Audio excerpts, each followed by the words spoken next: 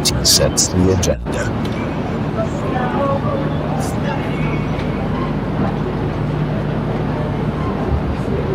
Bismillahirrahmanirrahim. Assalamu alaikum wa rahmatullahi wa barakatuh. As we welcome you this morning once again to the airwaves of Salam Media, coming to you live from the IEC, the National Results Center out in Pretoria. We welcome our listeners at Al Ansar in Durban and in Pietermaritzburg.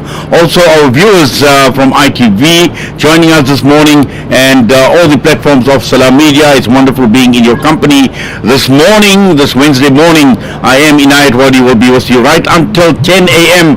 and once again we'll be bringing you a lot by way of feedback from the elections, and the latest situation is just close on to 58% of the votes have been counted. The IEC yesterday were talking about close on to 90% of it will be done by last night, but it does appear that hasn't happened. But interesting developments, and when one analyzes the numbers that are coming through at this point in time, just looking at the National Leadership Board, we saw the ANC still hovering around the 46% mark, the DA around 22.5%, and the EFF around 10%. Now this clearly is in large contrast to what we've seen happening in 2016, where the ANC had closed on to 54% and the DA 27%, and both these parties appear to be losing ground. One of the big winners this time around has been, so far we've seen Action SA, the new kid on the block, and they've been doing relatively well, but again one cannot read too much sometimes on the National Leaderboard, because this is about municipalities, this is about local government, and there are many municipalities around the country that are expected to be hung municipalities, and at this point in time there is all this talk about coalition politics and coalitions playing out. Smaller parties will be featuring a lot more prominently this time around, and this is where they're going to be what is called the king breakers. So a lot of the coverage this morning is going to be based on the elections, and people that we will be bringing into our studio from time to time. We'll be talking to them, get analysis, and also an interesting discussion coming up this morning, and that will be at around 8:35 a.m. where we're talking about COP26, and this is the climate change summit that is taking place in Glasgow, and huge issues, talking about humanity in danger, humanitarian issues, and also social justice issues. The time is just gone, 8:15 a.m. Stay with us, we'll be back.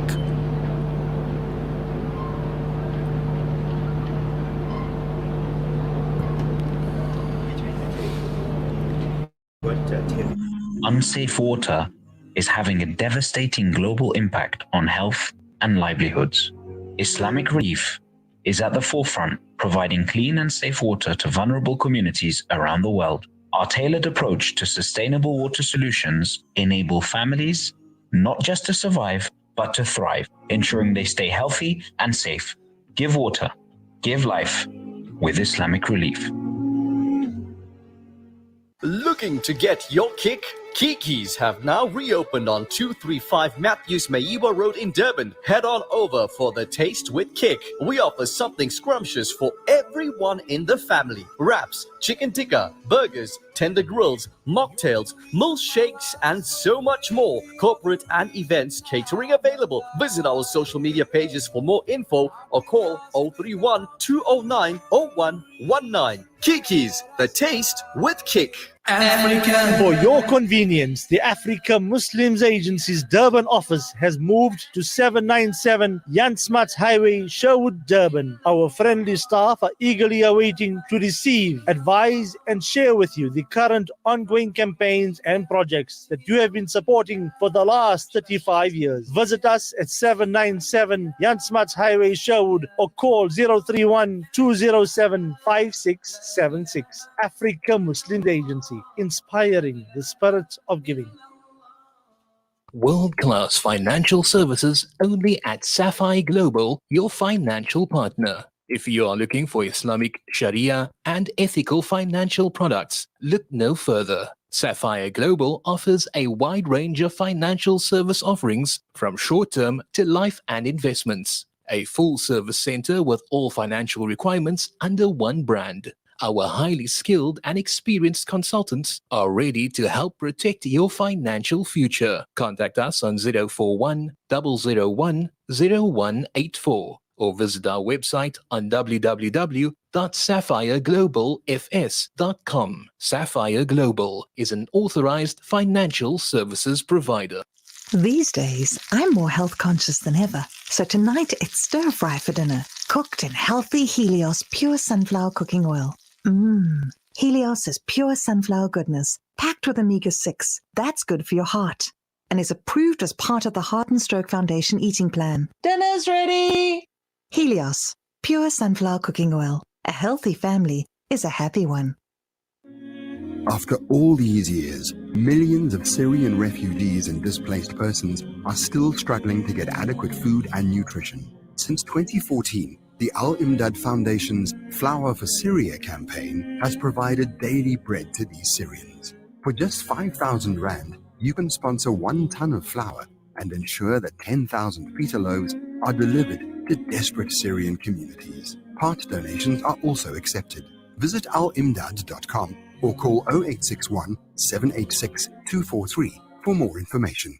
DoosieMed Medicine Depot Retail Pharmacy and Emergency Medical Depot, conveniently situated in the DoosieMed Medical Center, Corner Burger and Bosel Street, Pietermaritzburg. We provide safe, affordable and convenient medical facilities, open till 10 p.m. every day of the year. We have a full house clinic that operates from 2 p.m. to 7 p.m., which is run by a qualified sister. The clinic offers immunization, vaccination, wellness, general consultation, and more. Call DoosieMed Medicine Depot on 033 3421 DoosieMed Medicine Depot, your pharmacy of choice. Listen to something fresh. Listen to Salam Media. The time is just gone 20 minutes past 8 a.m. as we continue this morning with news and views on the platforms of Salam Media, on Al Ansar Durban, Pietermaritzburg, and also on ITV networks this morning. Wonderful having you with us, listeners, viewers, right across the entire country as we continue this morning with election coverage and, more importantly, tracking the leaderboard, tracking the results that are trickling through. And joining me this morning is Terry Silani, who was the former vice chair of the IEC, also executive chairman of the Institute of Election Management Services. And wonderful that Terry is able to join us in studio. Terry, good morning to you. As always, welcome, and we do appreciate you taking time out. Good morning to you and to your listeners, and thank you very much for having me. Yes, now obviously you've come with a lot of experience as far as election is concerned, managing elections, and yesterday we've seen the political parties coming hard against the IEC in terms of how the election was managed, particularly looking at the introduction of technology, management devices and the like, and just your view initially, to some of these criticisms that have been leveled against the IEC. Well, there is a criticism that has been leveled against the IEC that I think is misplaced.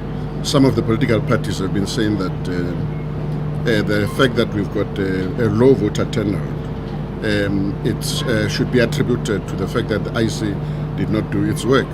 And I think that is misplaced because the electoral process is a joint responsibility between the Commission and various other stakeholders, including the political parties themselves. They've got a duty and a responsibility to mobilize inside and get people to go to the voting stations.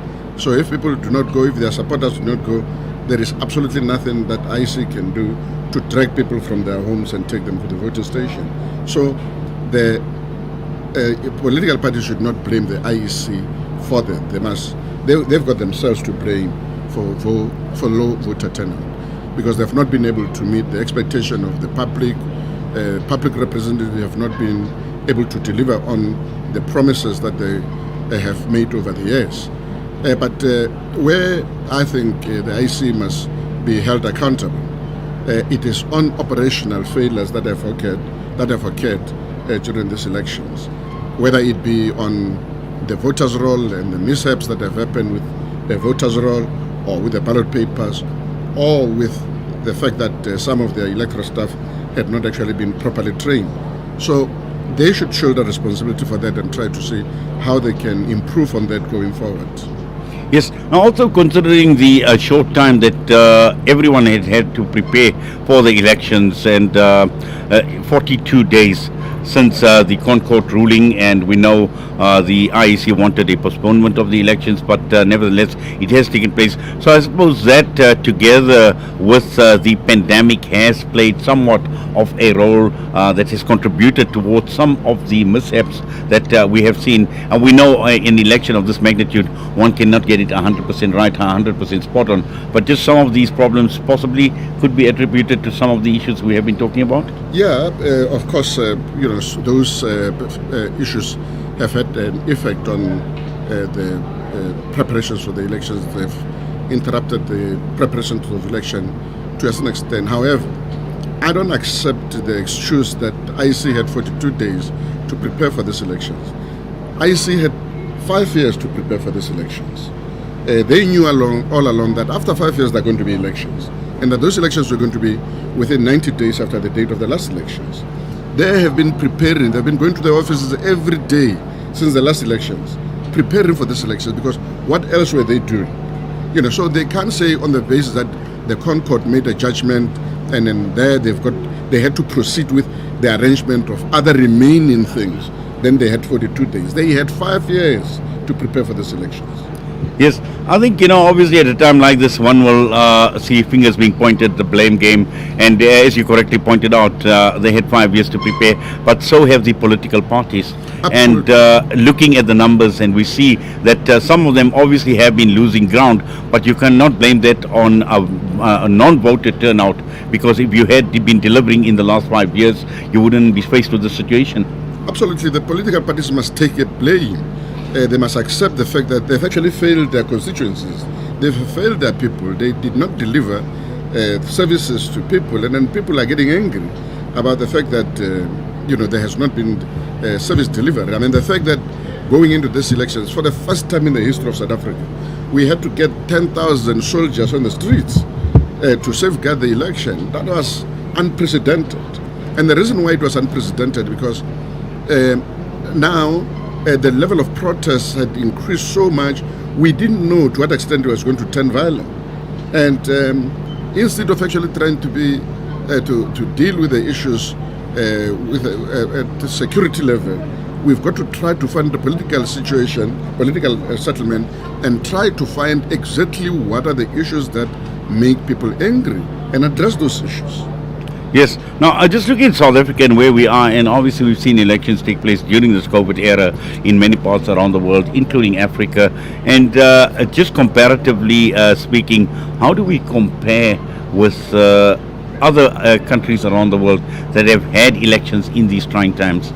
I think the IC has done extremely well in terms of introducing protocols to deal with a COVID situation.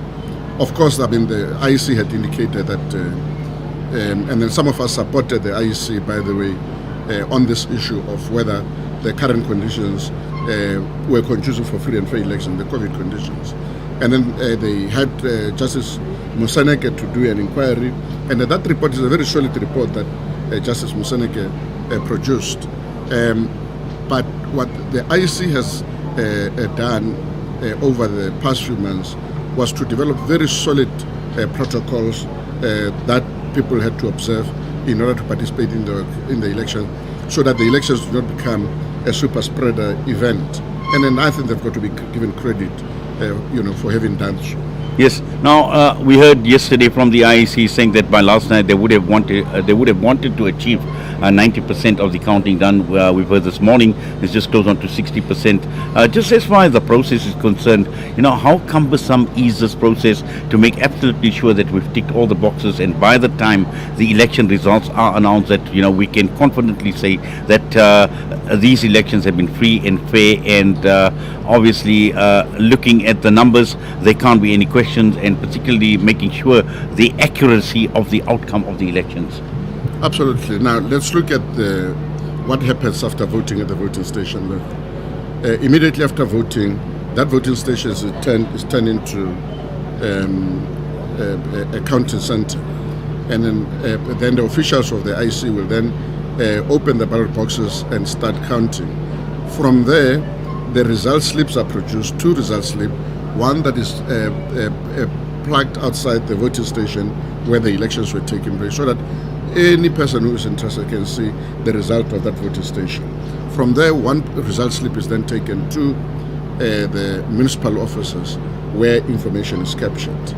Now, capturing the information is critical, particularly because now there you don't have party agents, you don't have people watching over the person, and then the IEC has got to put in place mechanism to make sure that nothing untoward happens when that person is sitting in a room where they're capturing information. So there are checks and balances where information is being checked against what is actually being captured. So you'll find a person at a municipal office capturing the information. They've got to capture that and have a blind copy and sign another blind copy. And then if there are exceptions, those exceptions will be raised by a person who is at the provincial level. These people don't know each other, so they can't even connive on this. So you've got to do that, and then after that there is an audit of the same results. We've got auditors, professional auditors that have been appointed to deal with it before the results are sent. So the results that you see here in the leaderboard, it's basically a result that has gone through a particular process of verification, of making sure that there is nothing untoward in that result. Well, Terry, we do appreciate you taking time out and joining us this morning in studio here at Salam Media. All the best to you, sir. Thank you. Thank you very much for having me. It's Terry Solani joining us this morning, former vice chair of the IEC, going through the processes, but also looking at some of the criticism that has been leveled against the IEC to date. Durban, KwaZulu-Natal has been the hardest hit by the recent civil unrest. Hundreds of supermarkets, factories and warehouses have been looted and destroyed. Thousands have lost their jobs and are in need of food and household supplies. Penny Appeal South Africa is currently on the ground working with communities to provide essential items to those severely affected. Donate toward the Penny Appeal Hardship Fund today and assist us in caring for families for a 3-month period with essentials and assistance to small businesses affected by the devastating effects of the unrest. Help us help our city. www.pennyappeal.org.za or call 031 11 00 573. Penny Appeal. Small change, big difference. What makes Randery Jewelers the optimum place for your memorable gift? Is it our range of exclusive, high-end, luxurious jewellery? Or is it our master craftsmanship of all your bespoke jewellery needs? We believe it's because at Randery Jewelers, we know just how to make your special moments last forever. Whether it's for a wedding, anniversary, or just a simple gift to show your love, trust Randery Jewelers to make it special. www.randeryjewelers.com. Make your moments last forever with Randery Jewelers, the family name you can trust. The SANZAF Meals Distribution Project distributes over 85,000 meals monthly. With your assistance, we would like to increase our outreach to even more individuals. Sponsor a meal for as little as 12 Rand or sign up for a debit order from 48 Rand monthly.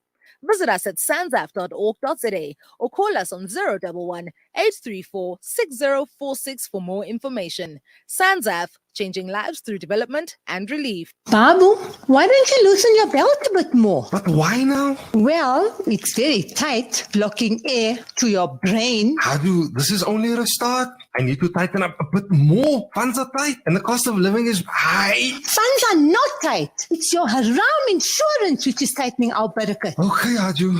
I will call my insurance friend tomorrow. Maybe I must tighten up on my cooking from now on too. No, Haju, we don't need to tighten up. It's okay. Look, I'm even throwing away my belt. Don't tighten your belt. Change your insurance. Leaving Riba Insurance is easier than you think. Call Amana IFS for all your personal and commercial takaful needs. 0861 786 393. Amana. Leave Riba for good. Amana IFS is a registered financial services provider. Osman's Taj Mahal Spice and Rice. For over 80 years, Osman's Taj Mahal have been perfecting the art of the perfect blend of spices, pure, aromatic, and well-seasoned. Spices to tantalize your taste buds. From creative cuisines to gastronomical gourmet goodies. From exotic odors to traditional dishes, Osman's Taj Mahal have remained synonymous with quality spices and condiments. Taj Mahal rice, beans, and lentils. Try our range of chili bite mixes, rose and ilachi syrup, our quick and easy biryani pack, and our traditional range of spice blends. Osman's Taj Mahal. There is no substitute for quality. I've been waiting. Gift of the Needy is working tirelessly to bring relief and hope to families burdened by poverty and distress. Our ongoing projects include aid to those affected and infected by COVID-19. Donate now. Standard Bank, Gift of the Needy, Zakah account 272-327-654. Visit our website on www.giftoftheneedy.com. Call 031-271-3102. Gift of the Needy, bringing ease to those in need.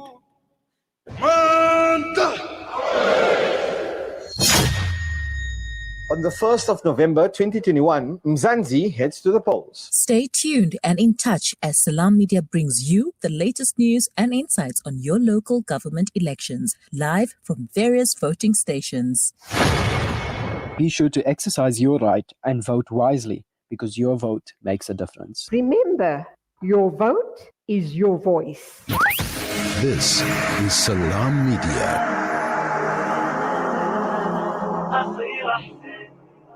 Rejuvenating 34 a.m. as we continue this morning live from the IEC Results Center and looking at doing analysis on what we are witnessing right now and what the results are telling us, but also at the same time looking at individual political parties, looking at performance issues.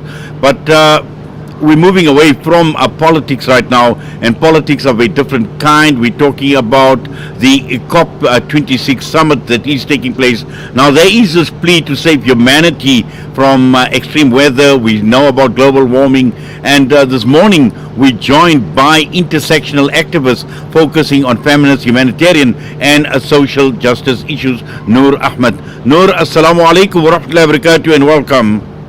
Wa alaikum assalam. Thank you so much for having me. Yes, I know all eyes are on COP26 as our eyes here in South Africa are on the elections, but this is an area that is absolutely important. This is absolutely critical, and just looking at some of the issues that are already being discussed regarding the summit, talking about global warming, talking about social justice, and I think for me this is absolutely critical, Noor, the link between global warming, environmental issues, and the question of social justice. It really is. I think a lot of people kind of discount the fact that the environmental issues that we're facing are directly linked to social justice issues. That's why I'm an intersectional activist. I believe that all of these struggles and these problems are interlinked. So there is a massive link between environmental issues and social justice issues. If we look at the issues that we are facing when it comes to climate change and the environment, a lot of those changes have a direct impact on the marginalized and the poor in our society. A lot of people don't. I'll give you an example. During the unrest that we faced a couple of months ago, a chemical factory in Durban was actually set alight. So there was a lot of toxic fumes in the air, and a lot of people were breathing that in, people in that community.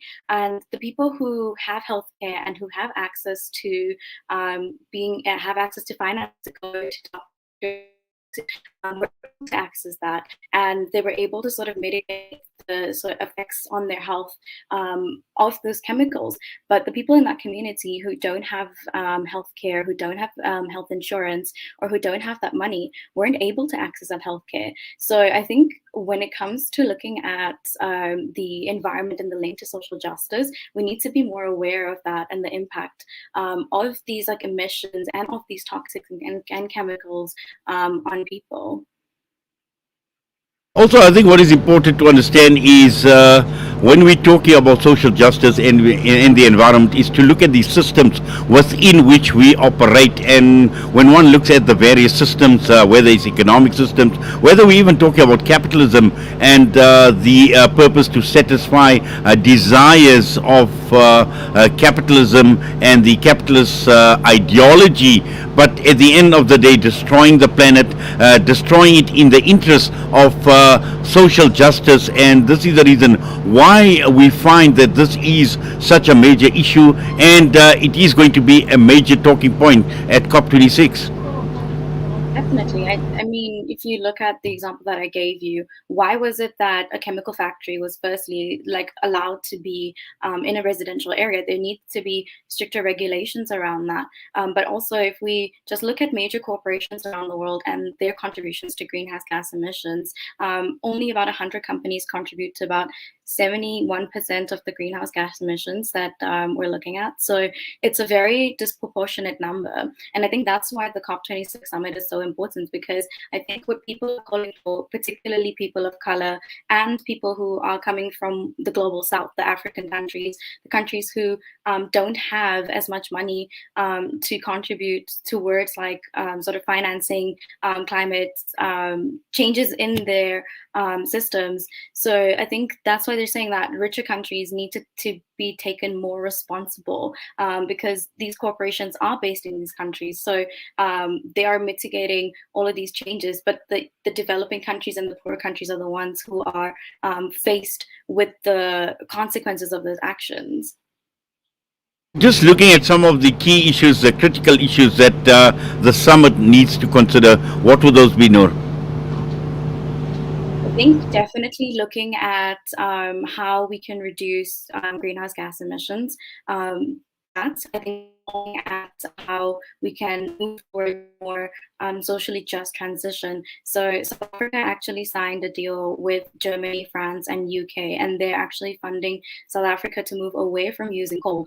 So that is a step in the right direction, because the less coal that we use, the less pollution that we're creating. So I think it's looking at how richer countries can firstly reduce their own emissions and reduce their own impact on the environment, but also looking at how they can also aid countries that don't have as much finances to moving towards a more just and social transition that doesn't have as much of an impact on the environment. Also, at the same time, one needs to consider the inequalities that exist right across the entire world. And we've also seen it with how the pandemic was managed in terms of vaccine rollouts, who bought out the vaccines first. Now, all of that tells us one thing, that the wealthier nations, the bigger countries, those with large economies, are going to act in their interests first before even considering the poorer countries, Noor.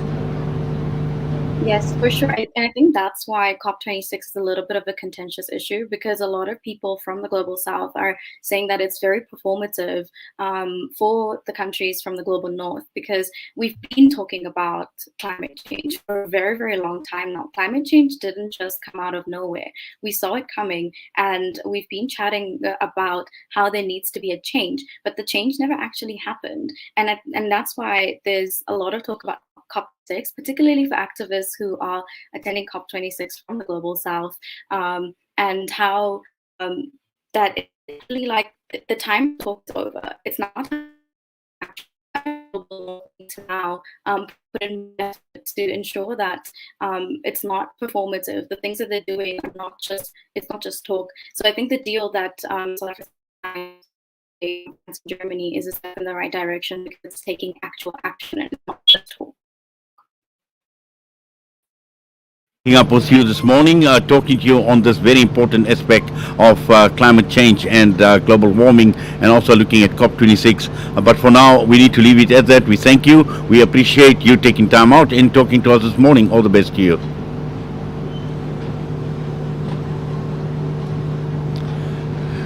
Noor Ahmed joining us this morning, which brings us straight on to 8:41 a.m.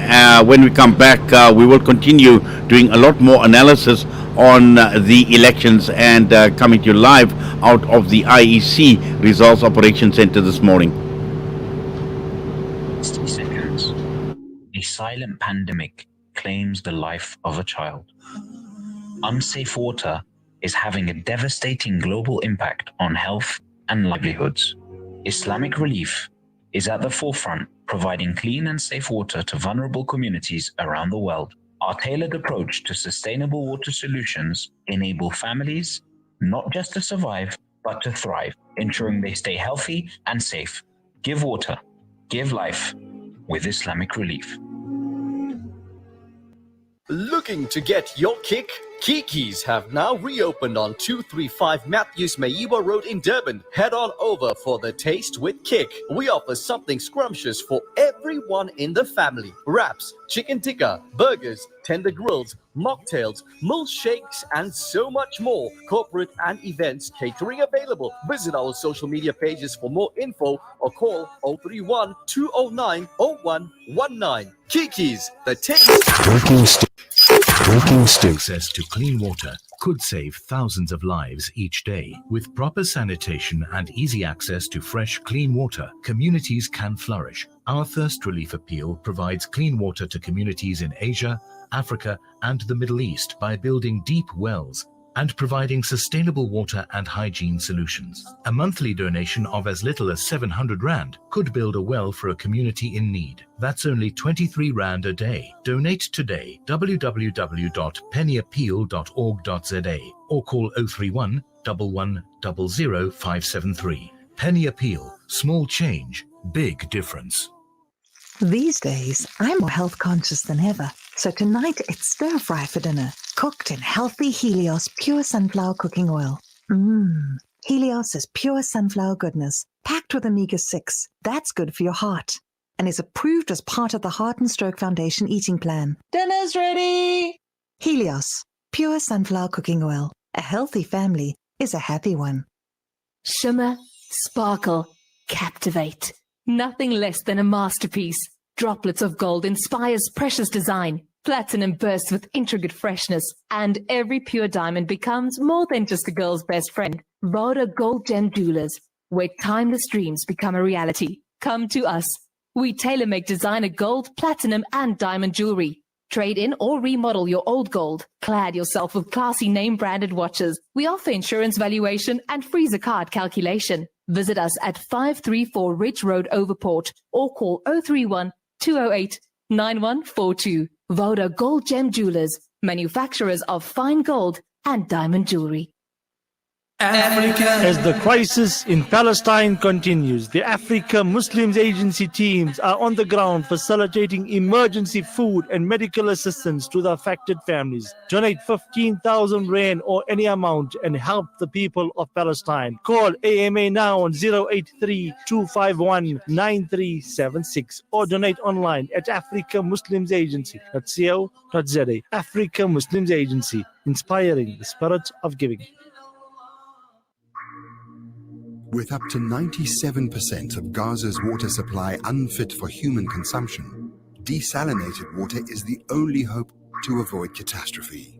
The Al-Imdad Foundation has been operating desalination plants and delivering safe water in the Gaza Strip since 2014. Help us continue providing clean, safe drinking water in Gaza by donating your lila or sadaqah today. Visit alimdad.com or call 0861 786 243 for more information. Listen to something fresh. Listen to Salam Media. 8:46 a.m. as we continue this morning, bringing you coverage from the elections with the election results coming through, and hopefully by this evening we should be in a position where we will get a much clearer picture as to what the outcome of the elections will look like. But just looking at initial numbers that have been coming through, it's close on to 60% of the vote having been counted. Clearly the ANC and DA have lost a fair amount of ground, and this is a major cause for concern for both the parties, but also with many other new players in the political arena. This time around, we see the likes of Action SA that has made huge inroads, and also looking at a regional level where we see parties like the Cape Coloured Congress. We see now in KwaZulu-Natal, we've seen the Active Citizens Coalition contesting close on to 80 wards, and we joined on the line this morning by Mohammed Batman Ismail, Secretary General of the ACC. Mohammed, Assalamu alaikum wa rahmatullahi wa barakatuh, and welcome.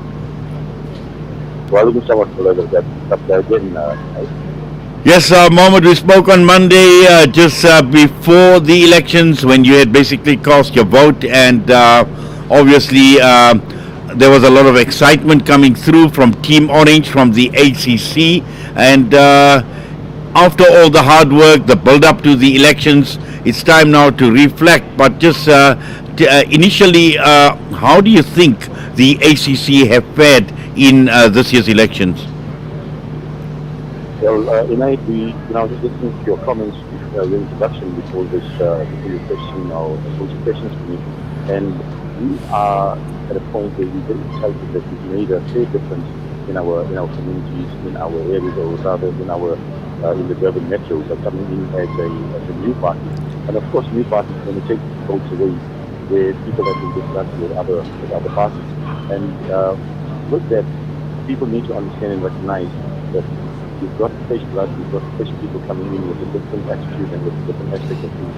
So that has put us in a good bargaining position, in a good campaigning position where we're standing right now.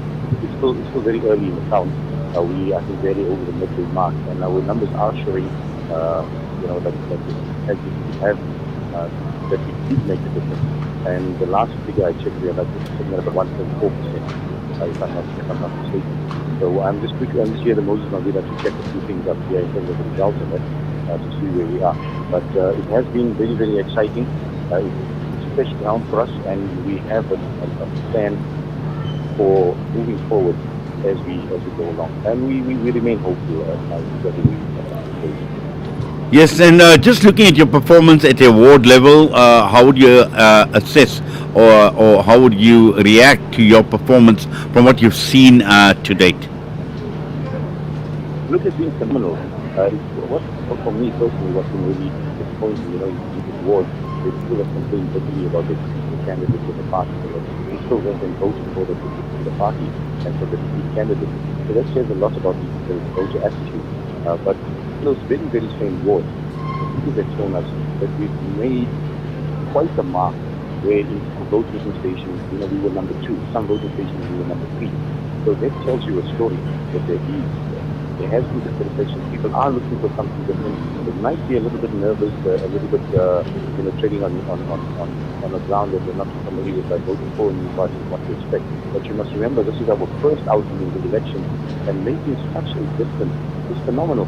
But technically, even if we didn't win any award, we still didn't lose. We still emerged as winners for the community in itself. Yes. Now, also, I think, when one looks at new parties making inroads in elections, and I mentioned parties like Action SA, but these are parties that have got huge resources. They have major funding in terms of funding their campaign. And looking at the ACC, these are groups of individuals, activists, those who have been active in community, in doing social work, and just, coming through together, funding, self-funding basically, very, very limited resources. So, that is also a factor, Mohammed, that one needs to consider. Absolutely, and if you look at Action SA, where we've beaten Action SA in some of the voting districts, many of the voting districts, a party like that, who have invested a lot in the campaign. They might not have done a hell of a lot in terms of the campaign, but they did invest in the campaign. Our members self-finance and they achieve. But we need to take note that the candidates, actually, they build the investment for the community itself. The investment was winning the community's trust.